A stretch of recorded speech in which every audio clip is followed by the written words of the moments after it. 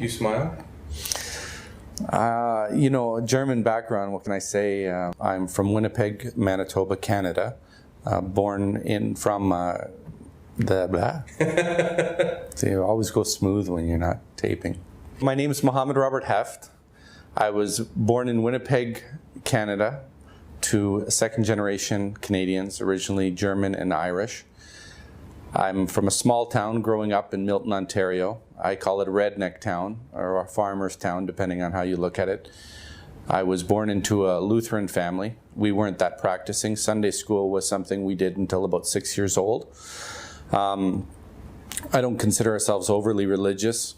Probably we went to funerals when somebody died. We went to churches when somebody got married. And other than that, celebrating Christmas, which wasn't really a religious holiday for any of us. I'm sure to many people I was the guy that they wished they weren't, and they were glad they were not. I mean, it was, I wasn't leading a very healthy lifestyle, and I wasn't going very many places with my thinking or my strategies. Some people will say, oh, well, you weren't that bad, but, I wasn't that good. I accepted Islam July 12th, 1998, and I went through quite a bit. I went through gambling, drinking, drugs, womanizing, trying to acquire as much material wealth as possible. So I hit rock bottom and I started searching. And I fell upon Islam when I went into a convenience store, never hearing about it. And after debating with a convenience store owner for about 3 days, by the grace and mercy of Allah, I accepted Islam.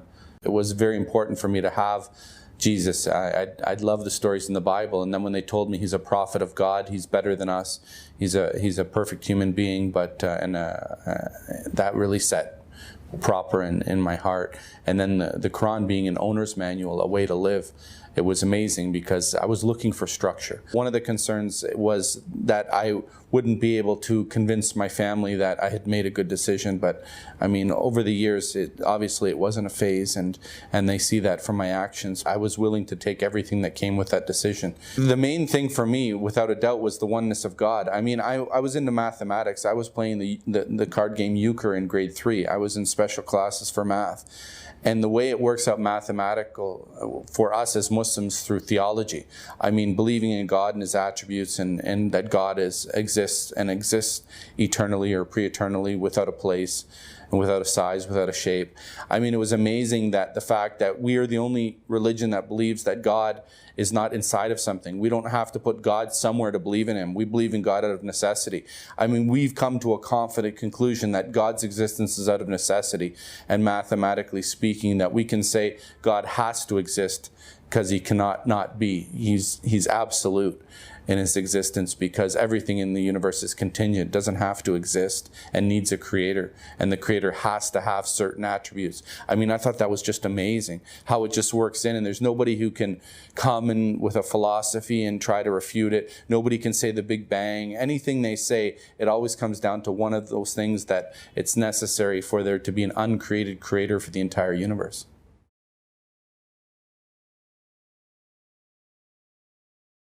If you think you have a better formula than Islam, there's no use wasting your time accepting Islam in the first place.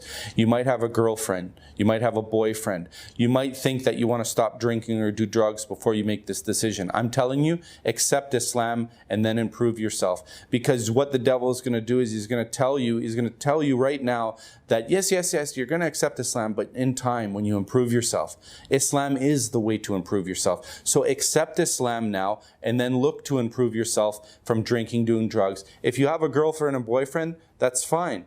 Even though Islam doesn't permit girlfriends or boyfriends, you can pray to God that the individual becomes Muslim, or God finds you a better way or a better person in your life. Either way, you don't lose. But don't let that hold you back, because these are temporary things. You're doing things, you're thinking to yourself that you want to correct yourself in your understanding and acceptance of God. Not whether or not you drink, or not whether or not you party, or not whether or not you have a wife or a girlfriend. The most important thing is to accept the concept and the understanding that there's only one God, and Muhammad, peace be upon him, is the final messenger.